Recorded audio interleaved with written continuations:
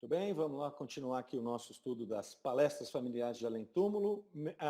Ainda 61, agora abril de 1861, nós vamos tratar agora da comunicação de Alfred de Leroy, é um suicida.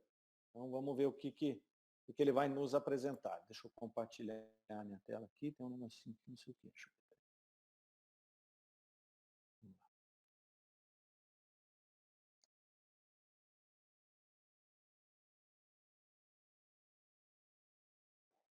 Estão vendo?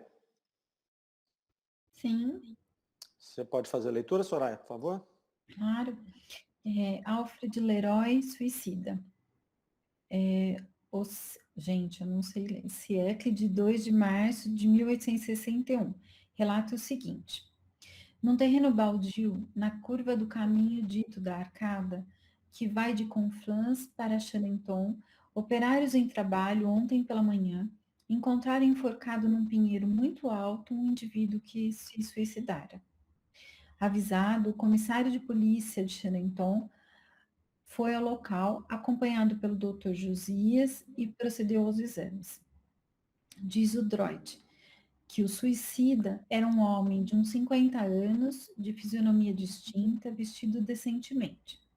De um de seus bolsos retiraram um bilhete a lápis assim redigido: 11 horas e 3/4 da noite. Suba ao suplício. Deus me perdoará os meus erros. O bolso continha ainda uma carta sem endereçamento e sem assinatura, cujo conteúdo era o seguinte. Deixa eu subir aqui um pouquinho. Tá. Aí. Obrigada, Mário. Sim, lutei até o limite. Promessas, garantias, tudo me faltou. Eu podia chegar, tinha tudo a crer, tudo a esperar. Uma falta de palavras me mata. Não posso mais lutar. Abandono esta existência desde algum tempo tão dolorosa. Cheio de força e de energia, sou obrigado a recorrer ao suicídio. Tomo Deus por testemunha de que eu tinha o maior desejo de pagar minhas dívidas para os que me haviam ajudado no infortúnio. A fatalidade me esmaga, tudo se ergue contra mim. Abandonado subitamente por aqueles que representei, sofro a minha sorte. Morro sem fel, confesso, mas, por mais que digam, a calúnia não impedirá que nos últimos momentos eu não tenha por mim nobres simpatias. Insultar o homem que se reduziu à última das resoluções seria uma infâmia. É bastante tê-lo reduzido a isto. A vergonha não será toda minha. O egoísmo ter-me-á matado. Conforme outros papéis, o suicida era um tal Alfred Leroy, de 50 anos, originário de Vimoutiers, Orne. A profissão e o domicílio são desconhecidos. E aí precisa subir um pouquinho. E após as formalidades de praxe, o corpo que ninguém reclamou foi para o necrotério. Muito bem, só para a gente fazer uma pequena introdução aqui. A gente pode ver pela carta desse suicida, né, que ele tinha conhecimento de que ele podia chegar, né, que ele coloca lá, eu podia chegar, tinha tudo a crer e tudo a esperar, né, mas uma falta de palavra me mata, não posso mais lutar. Então é um espírito que estava exausto já, né, ele não conseguiu dar sequência no seu planejamento, na vida dele ali, mas ele tinha uma certa, um certo entendimento, né, de que ele podia chegar, né, que ele tinha tudo lá, né, a crer e tudo a esperar. Então percebe que ele tinha alguma convicção, né, sobre a missão dele aqui na Terra. Então ele era um suicida consciente, né, não é, apesar do desespero dele, ele tinha consciência de que ele poderia caminhar mais, né, mas ele não tinha mais força. Mas ele não deixava de ter essa consciência. Me chamou a atenção isso porque, às vezes, a gente vê normalmente, né, aquele suicida descontrolado, aquele suicida que ele está num ato de desespero e até a sanidade mental dele não tá boa. Né? Ele não está lúcido, ele está ou no estado de depressão profunda ou no estado de alguma patologia mental, né, que tira a razão dele. Esse não. Esse é um espírito consciente do que ele ia fazer, né, inclusive consciente de que era um erro. Né? Quando ele fala que eu podia esperar, eu tinha tudo para chegar, mas eu não consegui. Né? Achei muito interessante. E ele coloca um pouco à frente lá, ó, morro sem fel, confesso. Né? O que é morro sem fel? Ele morre sem raiva, ele não estava revoltado com Deus. Né? Foi como se ele não tivesse mais força. Olha, eu não tenho força para seguir. Né? Então ele não estava revoltado com a vida, ele não estava revoltado com Deus. Era uma coisa íntima dele, uma coisa espiritual. Isso aqui chamou atenção na primeira vez que eu li, mas a gente vai ver depois no restante da comunicação aqui, que ele vai descrevendo essa situação toda. Certo? Podemos seguir? Alguém quer comentar alguma coisa? Não, assim, ele parece ser, né, pelo que ele escreve, uma pessoa de bem, né, íntegra, com consciência. É que realmente ele não deu conta, né? Essa Mas ele sensação transparece isso mesmo pela fala. essa foi a sensação que eu tive também, né? Porque a gente tem muitos casos assim, onde a pessoa está transtornada, né? Ou ela está muito revoltada, ela coloca a culpa em alguém, né? Ou estou endividado, né? Ou um amor que não deu certo. Então sempre tem uma coisa de fundo. Esse aqui pareceu ser um problema dele, do espírito dele, né? Ele não deu conta da tarefa, né? Não deu conta da missão. Parece também sentir isso, Marlene, que não era um espírito que estava com aquela situação atribulada na vida, né? Então, olha, eu fiz muito mal, agora não consigo, eu estou endividado, perdi o meu amor e não consigo mais fazer, né? Que são várias causas aí que levam as pessoas a esse ato desesperado, né? Vamos lá. Deixa eu subir aqui. Revocação. Não venho como supliciado, estou salvo, Alfred. Observação. As palavras estou salvo deixaram espantada a maioria dos assistentes. A explicação foi pedida na sequência da conversa. Soubemos pelos jornais do ato de desespero pelo qual sucumbistes, e embora não vos conheçamos, vos lamentamos, porque a religião manda apiedarmos da sorte de todos os nossos irmãos infelizes, e é para vos testemunhar simpatia que vos chamamos. Devo calar os motivos que me impeliram a esse ato de desespero. Agradeço o que fazeis por mim. É uma felicidade, uma esperança a mais. Obrigado. Podeis dizer-nos primeiro se tendes consciência de vossa situação atual? Perfeita. Sou relativamente feliz. Não me suicidei por causas puramente materiais. Crede que havia outras, e minhas últimas palavras o demonstraram. Foi um pulso de ferro que me pegou. Quando encarnei na Terra, vi o suicídio no meu futuro. Era a prova contra a qual tinha que lutar. Eu quis ser mais forte que a fatalidade e sucumbi.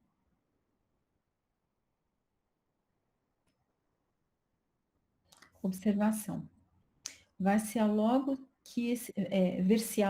que esse espírito não foge à sorte dos suicidas, a despeito do que acabo de dizer. Quanto à palavra fatalidade, é evidente que nele é uma lembrança das ideias terrenas. Leva-se à conta da fatalidade todas as desgraças que não se pode evitar. Para ele, o suicídio era a prova contra a qual tinha que lutar. Cedeu ao arrastamento ao invés de resistir, em vista do seu livre-arbítrio, e julgou que estivesse em seu destino. Muito bem. Então vejam que interessante, né? A primeira coisa que a gente tem a refletir sobre esse início dessa comunicação é a respeito de algo que a gente já falou aqui várias vezes, né? Da diferença das impressões dos espíritos após o suicídio. Né? Então a gente já comentou isso aqui exaustivamente. A gente não cansa de comentar, né? Até porque isso é uma coisa que vem muito enraizada em nós, né? Nos últimos anos, aí depois, principalmente do Vale dos Suicidas, né, descrito, né, no livro Memórias de um Suicida, a gente colocou todo mundo num caldeirão só, né, e criamos alguns padrões. Então a gente já comentou aqui que não há padrão, cada espírito reage de um jeito, né? Cada espírito se compreende de um jeito. Então ele chega aqui, né, e ele coloca lá, estou salvo, né? Eu estou salvo. E aí Kardec vai perguntar, mas como você está salvo se você se suicidou? E ele vai dizer, eu sou relativamente feliz.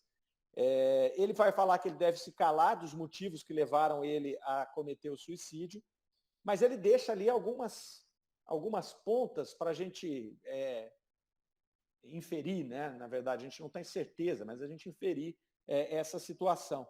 Ele colocou lá, né? Foi um pulso de ferro que me pegou. O que é esse pulso de ferro, no meu entendimento, né? E aí depois eu quero ouvi-los. Eu acredito que são as tendências e as inclinações que estão enraizadas no espírito. Então, ele não fala isso aqui, mas às vezes é um espírito que já se suicidou várias vezes. Então ele vai colocar aqui, ó, era uma prova contra a qual eu tinha que lutar. Então ele sabia que ele tinha essa tendência suicida. Talvez ele tivesse, ele não disse isso, mas talvez ele já tivesse cometido suicídio outras vezes. Por isso, talvez tenha sido essa prova, né? Ele vem de novo, né? Ele lá no plano espiritual, ele se enche de esperança, fala, eu vou tentar de novo. E aí parece até que ele foi alertado, olha, isso vai ser difícil para você. E ele fala, não, mas eu quero tentar. E ele vem e ele tenta. Né? Então ele fala, eu quis ser mais forte que a fatalidade. Que fatalidade seria essa? Talvez esse enraizamento dessa tendência suicida que ele trazia no espírito dele. Né? Mas aí o que acontece? Ele vem, ele cai novamente, né? ele sucumbe novamente a essa tendência. Mas por que ele está feliz, relativamente feliz? Porque ele andou mais provavelmente do que das outras vezes. Então ele morreu com a consciência, ele sabia que faltava um tanto, mas que ele não dava conta de andar aquele tanto mais. Né? Então, tudo é relativo e tudo existe atenuantes. Então, por isso que ele está ali nesse sentimento, né? Ele sabe do destino dele, ele sabe que ele vai ter que expiar, ele sabe que ele vai ter que passar, né, pela correção desse ato translocado que ele teve, mas ele está feliz talvez porque tem andado um pouco mais do que andou das outras vezes. Né? Então, é assim. Às vezes você vai falar assim, eu vou correr 40 quilômetros, você consegue correr só 20, só 30, e às vezes o corredor, ele fala, não, eu corri 30, mas eu estou feliz, porque na verdade eu corria só 20. Né? Mas o objetivo dele inicial era 40. Então, tudo é relativo, né? Tudo depende de como a gente vê. É o copo meio cheio ou meio vazio. Né? Tem gente que só vê o lado negativo, esse espírito está vendo um lado positivo nessa tragédia. E Kardec vai pontuar aqui, a respeito ali da situação dele, da resposta, que não era muito comum nos suicidas, porque normalmente o suicida vinha com sentimento de culpa e com um sofrimento já imediato mais forte do que esse espírito que aqui se apresenta. E ele vai colocar ali, ó, esse espírito não foge à sorte dos suicidas. Né? Então ele julgou a felicidade lá. O que ele quer dizer com não foge à sorte dos suicidas, também no meu entendimento?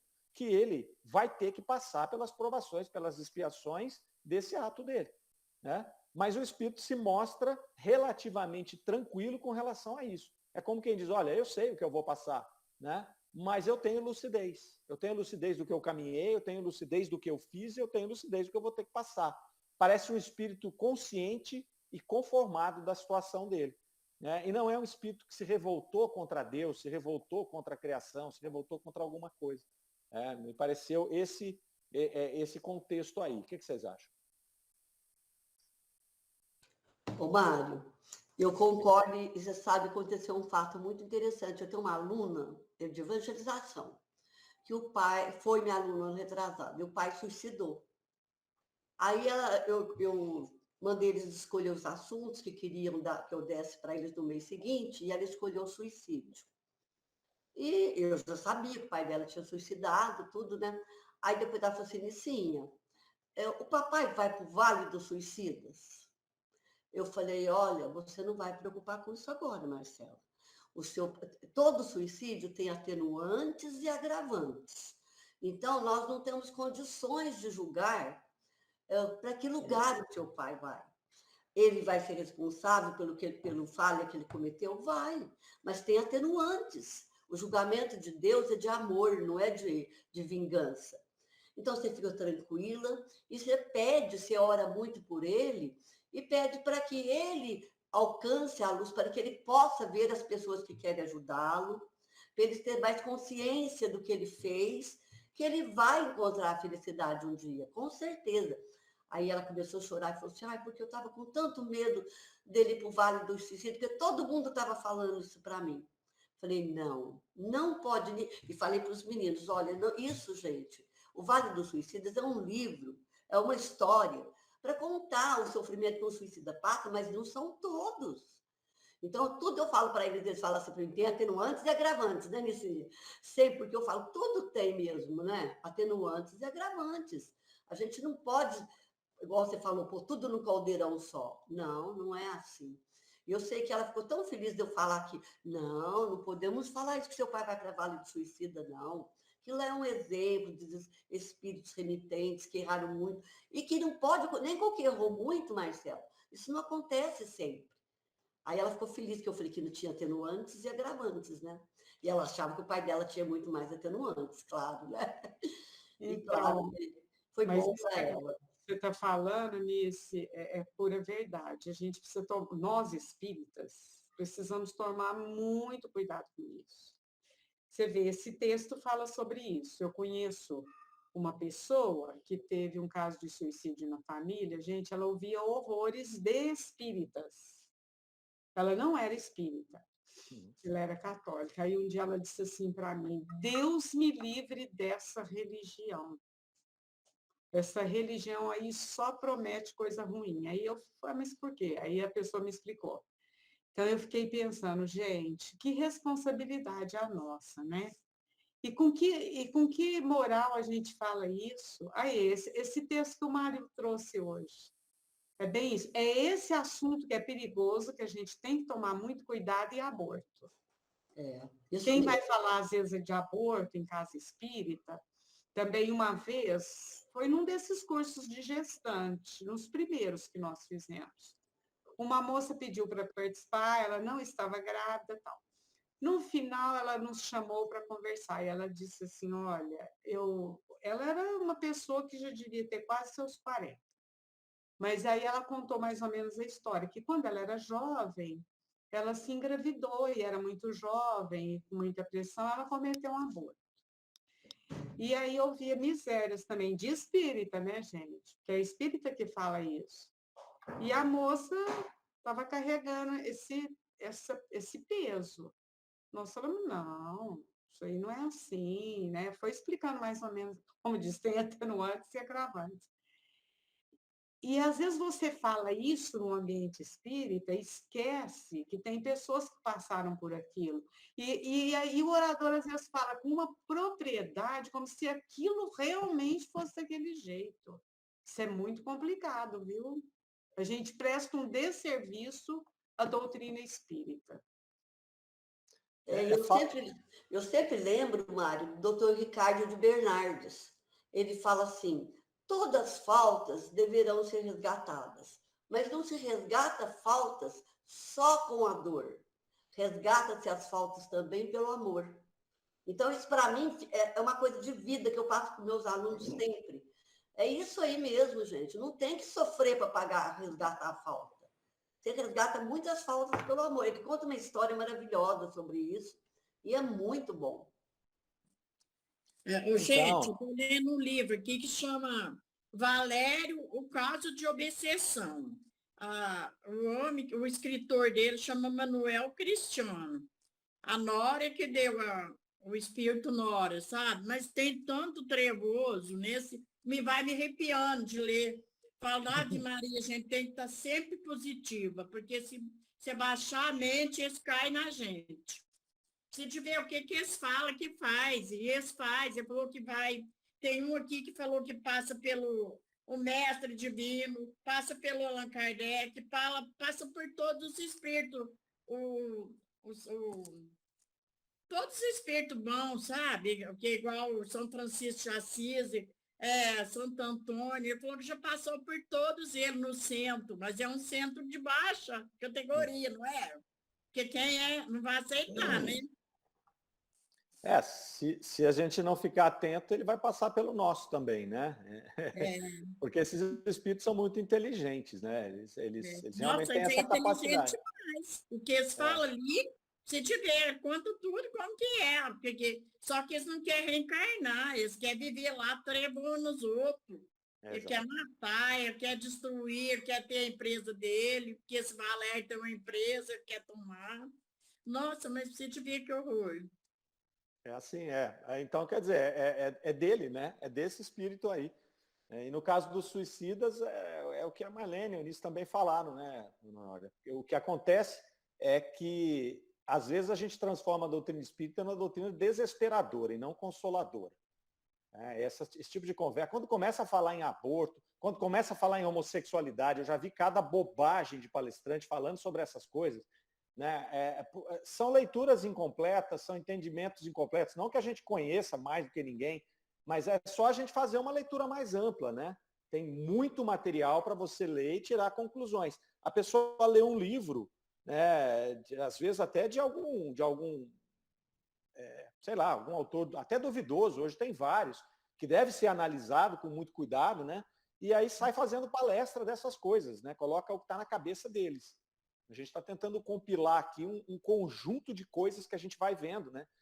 Se a gente for sair daqui, for lá no Hernani Guimarães, já comentamos sobre isso, né, daqueles casos de reencarnação do Brasil, analisados por ele, acho que são 8 casos, ele vai falar do reencarne lá da sobrinha, né? O espírito se matou e reencarnou na sobrinha poucos anos depois. Então ele não relata nada desse tipo de sofrimento de Vale dos Suicidas, nada disso. É diferente, cada um tem o seu momento.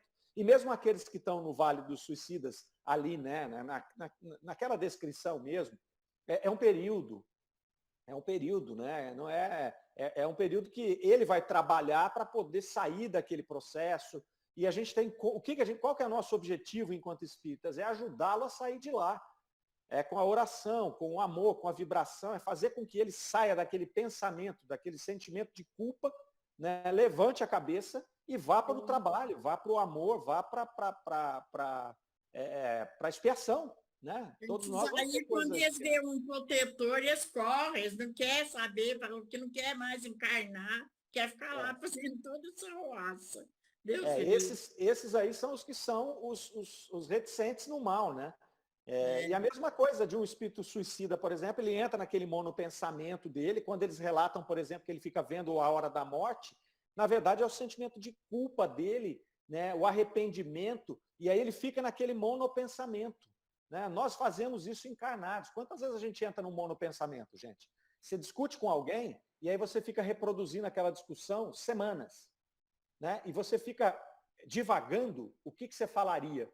Olha, mas eu falaria isso, se acontecer eu falo isso, aquilo outro, não é? É mais ou menos um monopensamento que entram esses espíritos, e não precisa ser suicida não, viu? Não precisa ser suicida não. Você tem muitos espíritos que desencarnam aí em processos, né?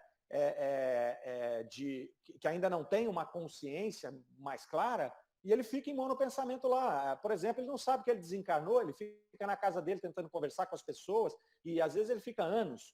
Qual é a diferença disso aí de um relato daquele, sabe? Não tem muita diferença. É óbvio que a dor que esse espírito suicida sente pelo sentimento de culpa é diferente da perturbação do outro. Mas o processo é mais ou menos o mesmo. É um monopensamento que impede esse espírito de poder receber a ajuda daqueles que invariavelmente estão do nosso lado na hora do nosso desencarne. Porque não tem uma pessoa que, ao desencarnar, não tem acesso ao seu anjo guardião ou aos espíritos amigos que estão ali à sua volta. O que acontece é que nós não estamos receptivos para esses espíritos. Né? Então, às vezes você fala, mas eu fui abandonado. Né? Quando eu desencarnei, quem se aproximou de mim foram os obsessores, foram os espíritos trevosos, como a dona Aurora falou. Tá, mas isso aí foi que eu sintonizei com eles. Né? Meu anjo guardião também estava lá. Os meus ancestrais, seja dessa encarnação, seja de outras, também estavam lá para me dar a mão. Né? Essa é a bondade divina.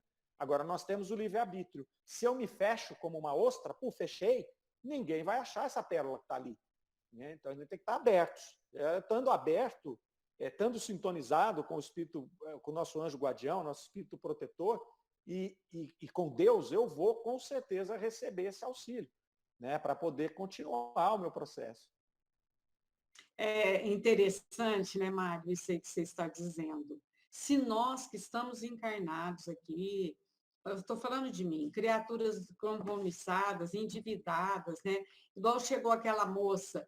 Tem graça eu falar para a moça, ah, minha filha, eu sinto muito. Você fez um aborto, você está ferrada. Gente, eu não tenho coragem de fazer isso com uma criatura. E olha que, né? Agora, vocês acham que os espíritos superiores, o anjo de guardião dela, um espírito amigo familiar, vai querer fazer isso? Não vai. Então, tem os perturbadores, mas tem muito mais os que querem ajudar. Igual o caso que a Eunice contou, a filha, gente, ela tem referências positivas do pai. Com certeza, ele teve muitos momentos lindos com a filha. Ela ama o pai, ela sabe do valor dele. Aquilo lá foi um momento. Aí, de repente, vai na cabecinha da menina assim, agora meu pai está lascado lá no Vale dos Suicidas. Não é possível, né? Então, a gente tem que fazer leituras e leituras, né? É Existe. igual essa família, Marlene. Na casa desse Valério tem uma empregada que ela é espírita, e ela, o menino, tem um menino, uma criança que chama Murilo, e ele fica, eles cutucam nele, ele fica chorando, ele vê as coisas feias que eles fazem, eles mostram horrível para eles, aí ele fica chorando, e ela sentiu, e ela orou com muita fé, mas eu preciso ver, o menino dormiu, e aí o ex falou para ela não cair na armadilha, para ela orar e não, quando o patrão vier, beijar a mão dela, dar joia, para ela não aceitar. Porque está cutucando tudo para fazer todas essas coisas. Falei, Ave Maria, nossa, vai arrepiando. Falo, Deus o livre, Deus me livre por escrevo. Larga desse Dona Honória, valeu outra coisa, Dona Honória. Larga esse livro. Eu leio outras coisas, eu leio o livro dos espíritos, eu leio tudo. Guarda esse livro. A Gil trouxe, ele falou, mãe, lê esse livro. Falei, ai, nossa, Deus me livre. Não, mexe com esse livro aí não. Larga esse livro para lá. Mas assim, por quê? Porque às vezes não ajuda, né? O que a Marlene está falando ali. Vamos pensar numa pessoa que fez um aborto. Vamos pensar se ela estivesse falando para Jesus que ela fez um aborto. O que é que Jesus ia falar para ela? Vá e não peques mais. É isso que ele ia falar para ela. Ele não ia falar para ela assim, olha, então, infelizmente, olha, eu até queria quebrar teu galho, mas não vai dar agora. Você vai ter que chafurdar na lama durante 100 anos. E aí depois eu também quebro seu galho de novo, aí eu te dou uma chance. Jesus não falaria isso. Jesus fala, vá e não peques mais. É assim, ó, não perca 1 minuto da sua vida a mais. Vai trabalhar, vai com amor, né? Você entendeu que você teve um ato que não foi bom, que ótimo que você entendeu ele agora. Isso é fantástico, que maravilhoso que você entendeu ele agora, porque você pode começar a resolver esse problema agora. Você não precisa morrer, né? Ir para o famoso umbral ou para a vale de não sei onde, para poder começar o seu resgate. Comece agora. Né? Qual que é o grande problema? É quando a pessoa comete uma atrocidade qualquer. A gente está indo nos extremos, mas a gente tem as nossas pequenas quedas e a gente não tem consciência delas. Esse é o grande problema, porque aí eu vou ter que desencarnar, eu vou ter que me conscientizar do problema e aí eu vou começar a fazer a minha caminhada lá. Vai demorar, é só isso. Ah, você cometeu um aborto? Você entendeu o que aconteceu? Entendi. Então, velho, tira essa bagagem de sentimento de culpa que não vai te ajudar para nada, põe ela de lá, e vai trabalhar, né? Vá trabalhar, seja o melhor que você puder. É isso, Jesus falaria isso, vá e não peques mais. Ele não fala mais nada além disso. Não é? O passado não serve para nada para nós, a não ser para nos ensinar. Né? Se eu carrego o passado como uma mala, principalmente as coisas erradas que eu fiz, isso vai virar sentimento de culpa e vai me atrapalhar. Né? Aí eu vou falar, eu sou um pecador mesmo, não adianta eu trabalhar agora, não adianta eu amar agora. Eu sou um pecador, eu tenho que sofrer. Olha que pensamento errado. Né? Meu negócio é sofrer.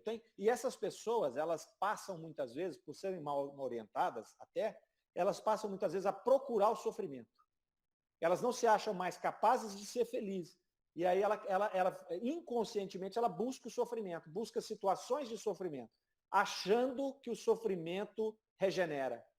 Sofrimento não regenera. Aliás, regenera, mas regenera num ritmo pequenininho. O que regenera rápido é sofrimento consciente. Esse regenera. É isso que Jesus conclama quando ele fala, vai e não peque mais. Né? Você entende que está errado, entende que pecou. Né? Ele não falou para ela que ela não pecou, ele não falou para ela assim, não, fica tranquilo, vai dar tudo certo. Não. vai, não peques mais. Quer dizer, você pecou. Então você errou sim, mas vai, corrige. Né? Não fica aqui pensando nisso, não fica, né, sabe, chafurdando nessa lama. Não vai ajudar ninguém. Lava a mão e segue. Né? Eu acho que esse é para começar ontem. Né? Não é para começar na encarnação seguinte. Não é para acertar conta no plano espiritual. Né? Não, uma hora que você desencarnar, você vai encontrar com esse espírito que vai não sei o quê, que vai não sei o quê. Não. Faça uma oração para esse espírito, faça uma oração para o seu espírito, para o seu anjo guardião, e as coisas vão se acomodando. Para que a hora que você chegue, nesse caso do aborto, no plano espiritual, quem sabe vocês já conseguiram se perdoar, né? Quem sabe os compromissos desses dois espíritos nas outras encarnações que levaram essa pessoa a cometer esse ato, né? Quem sabe o grau de imaturidade dessa pessoa, desse ser humano que cometeu esse ato, em tenra idade, né? Como é que a gente vai julgar uma menina de 15 anos, né, que tem um conhecimento muito limitado da vida e que cometeu um ato desse? Vamos colocá-la como um monstro, né, que vai ter que passar pelo umbral durante 100 anos? Acho que são essas reflexões, né, que a gente tem que, ao estudar, trabalhar na gente e nas pessoas que estão ao nosso lado, para alinhar esse discurso. Né? O nosso discurso fica longe de Jesus numa hora dessa. Né? Ele fica mais parecendo com a Inquisição do que com Jesus. Percebe? De queimar a bruxa, né? De torturar a pessoa, de fazer com que a pessoa, né? Como é que chama quando exclui lá a pessoa da igreja? Excomungar. Excomungar. Né? Excomungar a pessoa. Esse é o que eu acho. Né? O que vocês acham? Mais alguma coisa? Lucélia falou ali. Qual o ano e mês do estudo de hoje? Mas isso foi lá atrás. A Lucélia falou lá, o resgate é mais significativo quando for pelo amor e boas ações. O sofrimento, a dor é consequência da consciência do ato impensado. Misericórdia de Deus se traduz no amor. É isso aí. É isso aí. Eu concordo plenamente. Né? Nós espíritas temos muito enraizado em nós essa situação da dor. Nós temos que sofrer para ser feliz lá na frente. Gente, só sofrer não adianta, entendeu? Não adianta. Se adiantasse, aquele povo que se flagela, estava bem pra caramba. Aqueles que dão aquela chicotada nas costas, sabe? Aqueles muçulmanos que ficam chicotando nas costas, estavam bem pra caramba. Sabe o que ele aprende com aquilo? Nada. Só aprende o tanto que dói uma chicotada. Porque se eu estiver me chicoteando para poder me elevar, eu já recebi o meu pagamento, que é nenhum. Né? Que é nenhum. Não adianta eu me autoflagelar. Nós estamos aqui para conservar o nosso corpo físico, não nos autoflagelar. Né? Comentários, gente? Não sigamos. Falando demais hoje. Vamos andar.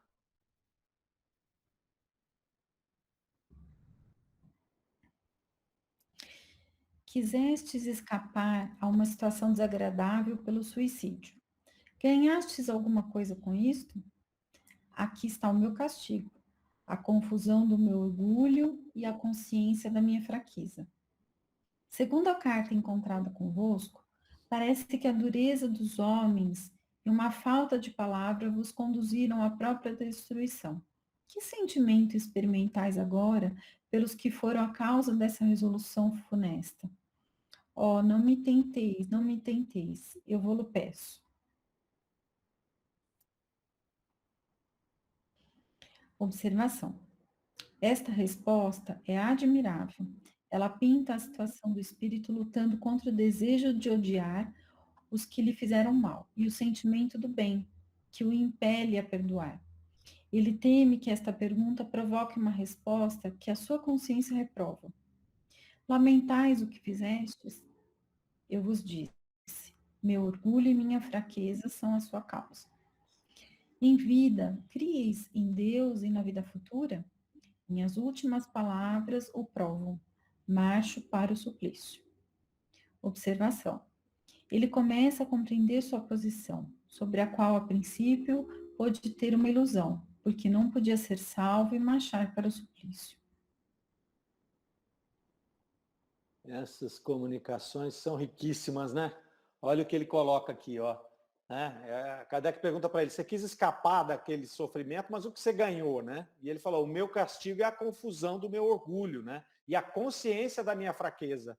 Então não tem ninguém apontando o dedo para ele e falando, você é um suicida, você é um canalha. Não, é a consciência dele, da fraqueza. Né? A raridade da reencarnação, ele se propõe a reencarnar, vem aqui e cai. E aí ele olha e fala, a ofensa ao próprio orgulho. Não tem ninguém que vai apontar o dedo para nós. Né? Não tem lá uma regra, tipo um contador que vai ficar ticando lá o que a gente fez. É a nossa consciência. É ela que vai nos levar para lugares como o Vale dos Suicidas. Né? Essa consciência junto com a confusão, com a perturbação, é que vai nos deixar nessa situação durante anos. E aí eles colocam lá, né, muito interessante o caminho que eles seguem com a evocação, porque ele vai falar lá, ó, segundo a carta, né, parece que a dureza dos homens e uma falta de palavra te conduziu ao suicídio.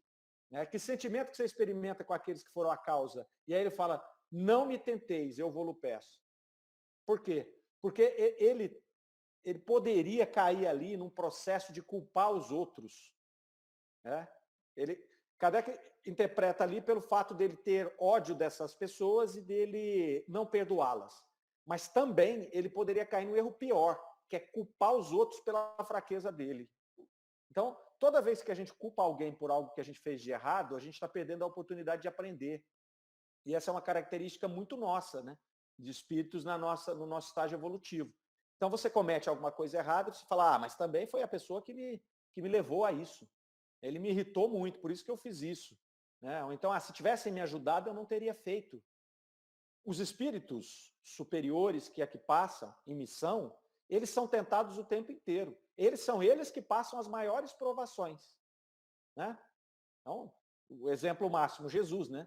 O que fizeram com Jesus, né? Pintaram e bordaram com ele, e não foi só naquele processo do suplício, né? Tentaram Jesus o tempo inteiro. Esses espíritos, e aí você pode descer, né? Porque a gente está falando do maior, mas você pode vir para aqueles outros que vieram em missão para cá, e você vai ver que eles também tiveram vidas extremamente difíceis, onde eles tiveram que caminhar contra todo mundo, né? Nadar contra uma correnteza enorme. E eles conseguiram nadar. Então, esse espírito aqui que não conseguiu, o que ele faz? Ele pede, não me tente.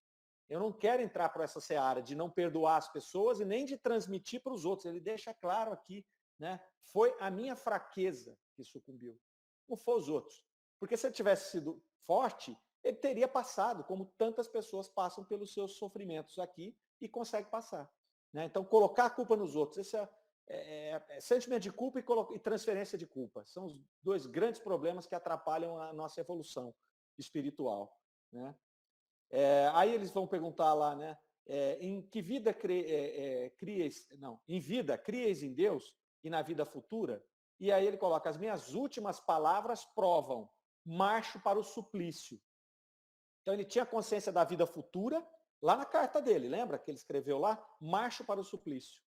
Então ele tinha consciência da vida futura e ele tinha consciência de Deus. Ele sabia que ele estava agindo contra, né, a lei divina, e ele sabia que ele teria uma existência futura e que ela seria um suplício.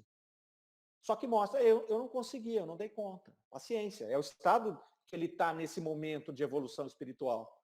Eu achei muito interessante esse contexto aqui, né, porque ele mostra, ele estampa a fraqueza dele, né, ele estampa a nossa condição. Às vezes a gente não consegue. Né? Nosso planejamento é mas a gente chega aqui e a gente não consegue por N razões. É por isso que ele fala que ele é relativamente feliz. Né? Só dele ter chegado do lado de lá e despertado, ele sabe que ele marcha para o suplício. Mas ele fala, puxa, novamente, eu já andei um pouco mais do que eu tinha andado. Né? Comentários? Vamos lá. Ô, Mário, só queria falar uma palavrinha assim. Eu acho que o mais bonito dessa fala dele é porque nas entrelinhas ele é uma pessoa que não se vitimiza, né? Exatamente. Ele se apropria da responsabilidade de uma tal maneira assim, eu não delego a ninguém, ela é minha. E eu acho que isso é o que conta mais pontos para ele, né? Porque hoje a gente vive muito isso, né? Aqui, assim, a gente vê as pessoas ainda, muitas pessoas ainda com essa dificuldade, até nós mesmos, né? Assim, a gente precisa se observar sempre, para que a gente não entre na arapuca, né? De se vitimizar, né? Não, é minha responsabilidade, a escolha foi minha, né? Porque não, eu escolhi isso. Né? Acho isso bonito numa pessoa. Eu falo isso traz beleza para a pessoa, mas é uma beleza diferente, né? Eu acho tão bonito quando a pessoa... é isso, só queria fazer esse comentário. É muito bom, é isso mesmo. E a gente tem essas oportunidades de não se vitimizar e também não terceirizar, né, a culpa e agir já logo na sequência. Todo dia a gente tem, né? Porque, via de regra, a gente faz uma bobagemzinha por dia, né? Tinha um velhinho que um dia falou o seguinte: eu tenho 2 objetivos na vida, é fazer uma coisa idiota e fazer uma coisa boa. Ele falou assim: a primeira, normalmente, meia hora antes de eu levantar, eu já fiz. A outra já é mais difícil. Então, a gente é assim, né? É o nosso estágio. Então, a gente acaba... Agora, se a gente faz isso sem se vitimizar, né, Soraya, como você bem colocou, o que acontece? Eu tenho a oportunidade de entender que eu ainda sou um espírito imperfeito, que eu tenho más inclinações, ou que eu tenho coisas para melhorar, e começar a trabalhar seriamente isso, né? Sem se vitimizar e sem se infantilizar, porque a gente acaba se infantilizando. Eu sou um espíritozinho, pequenininho, sofredorzinho, blá, blá, blá. Pô, para, velho. Né? Você é um espírito que já tem um conhecimento, nós já estamos aqui, quase na boca da regeneração, não dá mais para ficar nesse joguinho, né? Se a gente ficar nesse joguinho, a gente vai ter que apanhar muito para poder andar. E se a gente insistir muito, daqui a pouquinho a gente vai ser convidado a ajudar os índios lá no outro planeta. Né? Dá uma ajudadinha lá, construir umas pirâmides lá, você largar de ser besta. Não é? Então, é isso. Está tudo aqui, né? Está tudo escrito na doutrina espírita inteira, está tudo escrito no Evangelho de Jesus. Basta a gente ler e agir, né? Também porque ficar lendo o tempo inteiro não adianta nada também, né? Tem que agir, tem que partir para a luta, né? Porque é para isso que nós estamos encarnados. A gente ficava lá no plano espiritual. O Célio está rindo da gente aí. Vamos lá.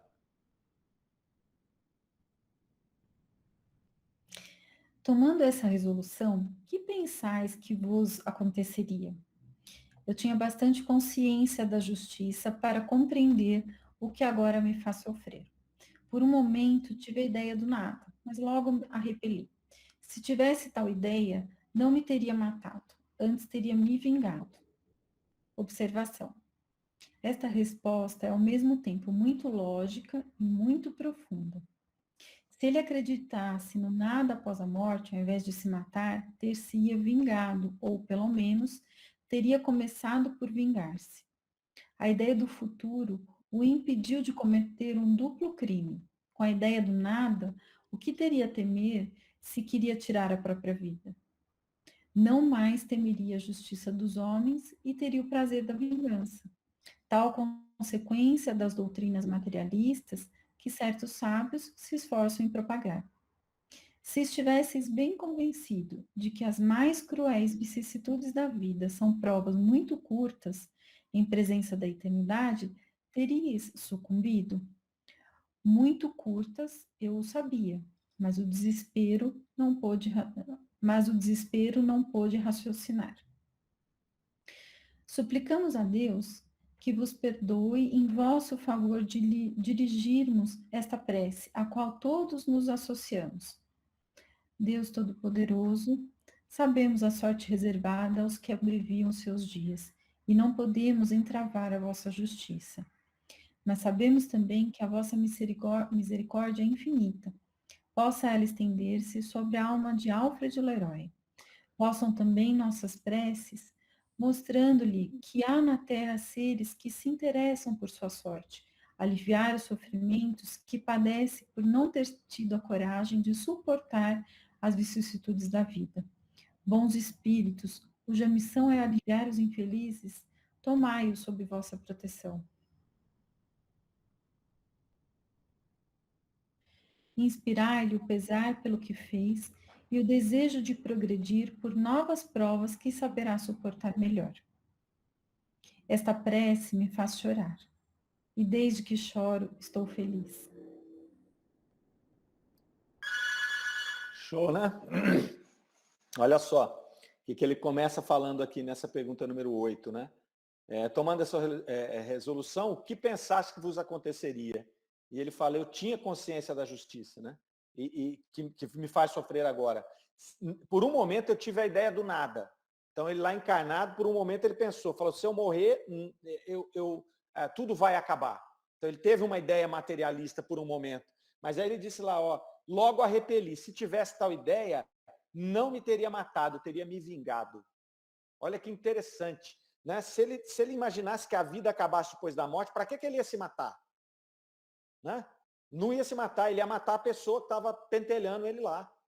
Ele ia matar o agressor. Mas ele tinha certeza que a vida continuava, ele tinha certeza de que Deus existia, né? Então ele preferiu tirar a vida a se vingar daquele indivíduo. Kardec faz a colocação ali, né? Que aqui mostra a importância da espiritualidade na vida do indivíduo. Ele estava desesperado, né? Estava desesperado, ele ia se vingar se ele acreditasse no nada, mas por ele ser espiritualizado, por ele entender que ele era um espírito que ia continuar a sua trajetória, ele optou por não fazer, para não ter esse comportamento. Ele tinha a ideia do futuro, né? E aí isso impeliu ele de um duplo crime, como Kardec coloca aqui. Um crime contra um terceiro, e depois ele ia talvez acabar se suicidando mesmo, né? Ele teria se vingado e se matado. Então já pensou? Ele vai lá, ele dá um tiro numa pessoa, ele mata uma pessoa e vai lá e se enforca. Ele teria cometido um duplo crime. Então ele saiu mal, mas ele saiu menos mal do que ele poderia. A gente sempre tem uma frase que diz o seguinte, nada é tão ruim que não possa ser piorado, então cuidado. Né? A minha mãe sempre falava, que era uma frase da avó dela, pouco mal espanta, muito mal amansa. Então quando você fica ali com mimimi por causa de pouquinha coisa, calma que se vier uma pesada, você vai ver como é que você vai ficar manso. Né? Então, às vezes você vê uma pessoa que tem uma coisa pequena que acontece, ela se desespera. Aí acontece uma outra muito grande, uma coisa gravíssima, aí ela amansa. Né? Pouco mal espanta, muito mal amansa. Então, Porque essa ideia... mesmo, Mário, o ditado aí, pouco mal espanta, muito mal amansa. Ah, Às vezes a gente fica resmungando por causa de problemas pequenos e vem um problema grande na sua vida, né? E aí você amansa às vezes. O problema é tão grande que ele te dobra. E aí, às vezes, a pessoa até acha uma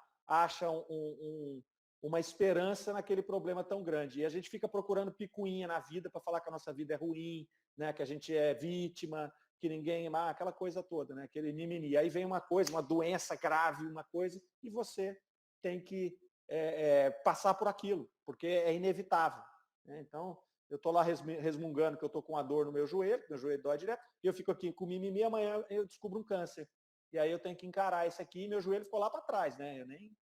Eu nem vou lembrar dele mais.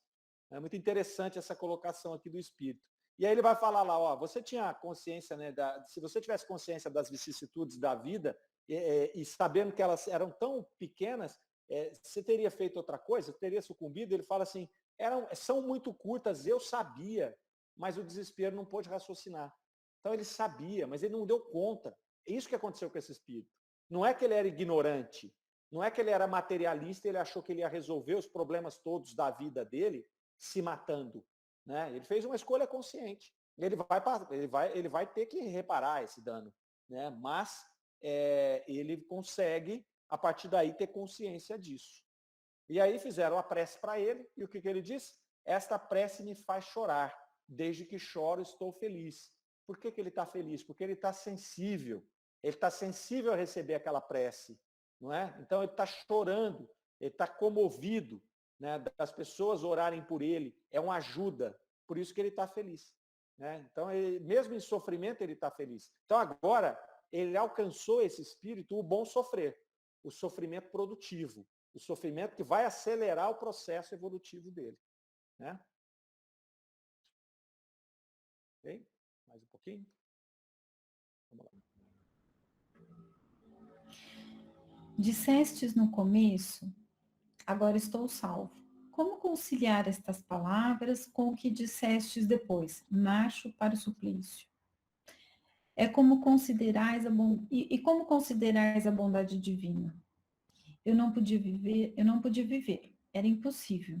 Credes que Deus não veja o impossível neste caso? Observação. Em meio a algumas respostas notavelmente sensatas, há outras, e esta é desse número, que denotam neste espírito uma ideia imperfeita da sua situação. Isto nada tem de admirável, se pensar que ele está morto há poucos dias. Podeis dizer qual a sorte do infeliz que acabamos de evocar? A São Luís. a expiação e o sofrimento. Não, não há contradição entre as primeiras palavras desse infortunado e as suas dores. Ele se diz feliz, feliz pela cessação da vida. Como ainda está preso aos laços terrenos, ainda não sente senão a ausência do mal terreno, mas quando o seu espírito elevar-se, os horizontes da dor, da expiação lenta e terrível desenrolar-se-ão à sua frente, e o conhecimento do infinito, ainda velado aos seus olhos, ser-lhe-á o suplício que entreviu. Que diferença estabeleceis entre este suicida e o da samaritana? Ambos se mataram de desespero. Contudo, sua situação é bem diversa. Este se reconhece perfeitamente, fala com lucidez e ainda não sofre, ao passo que o outro não se julgava morto e desde os primeiros instantes sofria um suplício cruel, o de sentir a impressão de seu corpo em decomposição. Imensa diferença. O suplício de cada um desses homens reveste o caráter próprio do seu progresso moral. O último, alma fraca e quebrada, suportou tanto quanto acreditou. Duvidou de sua força, da bondade de Deus, mas não blasfemou nem maldisse. Seu suplício interior, lento e profundo, terá a mesma intensidade de dor que a do primeiro suicida. Apenas não é uniforme a lei de expiação. Nota, a história do suicida de Samaritana está na revista de junho de 1858. Aos olhos de Deus, qual o mais culpado e qual que sofrerá o grande castigo? Aquele que sucumbiu à sua fraqueza ou aquele que, por sua dureza, foi levado ao desespero? Seguramente, o que sucumbiu pela tentação. A prece que por ele dirigimos a Deus lhe será útil? Sim, a prece é um orvalho benéfico. Muito bem. Aí nós concluímos. A pergunta 11 é muito bacana, né? Ele vai colocar lá, questionar, você disse que estava salvo, né? Como que você vai conciliar essa palavra com o que disseste depois que marche pelo suplício? Então, o Kardec está cobrando dele essa incoerência aparente, né? Você falou que estava salvo, mas está marchando para o suplício, e ele vai dizer, como considerais a bondade divina? Olha o que esse espírito fala para Kardec, né? Então ele sabia que a bondade divina ia considerar esses atenuantes da vida dele. Então era um espírito extremamente sabedor do que estava fazendo e do que ia ter que passar. Ele em nenhum momento ele estava enganado. Em nenhum momento ele achou que ele não fosse passar. Tanto que São Luís vai falar aqui, ó. Eles perguntam, qual a sorte desse infeliz que acabamos de evocar? E São Luís diz, a expiação e o sofrimento, igual aos outros, né? Ele está preso aos laços terrenos ainda, ele ainda não está sentindo a ausência do mal terreno. Então, esse espírito, ele sabia que ele ia ter que passar por esse suplício ali, né? E aí, São Luís vai falar, após passar esse sentimento, seria o suplício que ele previu. Ele já sabia disso aqui. Aí ele vai fazer uma comparação desse suicida com o suicida da Samaritana. Esse suicida da Samaritana, que está lá na revista que ele colocou aqui, não me lembro agora qual a data, onde ele está, a revista de junho de 58. É um rapaz que entrou numa hospedaria, entrou na banheira e cortou os pulsos. E eles encontraram ele morto já, todo ensanguentado, a banheira cheia de sangue. E aí eles evocaram esse espírito e ele falou lá que ele estava sufocado no caixão ainda. Então esse espírito não tinha conseguido ainda sair do grau de perturbação. Ele não se reconhecia morto, né? Por quê? Porque ele achava que a morte era o nada. Então aí, olha só, é muito pior, né? Porque ele está fugindo de uma situação. Ele, como São Luís coloca aqui, ele cedeu a uma tentação. Ele cedeu à tentação da fuga, de achar que ele se matando, ele interromperia o sofrimento dele. E o que ele encontrou depois? Perturbação, sofrimento, essa situação de se ver no caixão, né? Então, sempre tem esses atenuantes. O conhecimento sempre auxilia nesse momento, porque ele vai te dar essa consciência de que, mesmo que você tenha errado, você tem mecanismos para ressarcir. Veja que esse espírito aqui, ele fala da bondade divina, mas não conhece a bondade divina, então onde você acha que vai a bondade divina? Mas em nenhum momento ele acha que Deus vai tirar dele o sofrimento. Vocês viram isso? Né? Em nenhum momento ele falou assim, não, mas eu sei que Deus vai me perdoar e está tudo bem. Não, não está tudo bem. Ele acredita na bondade divina, que vai dar a ele novas oportunidades para que ele possa reparar o seu erro e continuar o seu processo evolutivo. Simples assim. Né? Então, na verdade, é um espírito suicida, é um indivíduo que vai ter todo esse processo, mas ele nos dá uma lição enorme aqui de tudo isso que nós falamos, de não se vitimizar, de não colocar a culpa em ninguém e de caminhar o máximo que você conseguir. Né? E muitas vezes a gente vai cair no caminho, porque esse é o nosso estágio aqui nesse planeta Terra. Certo? Comentários? Não? Deixa a gente sem palavras, né?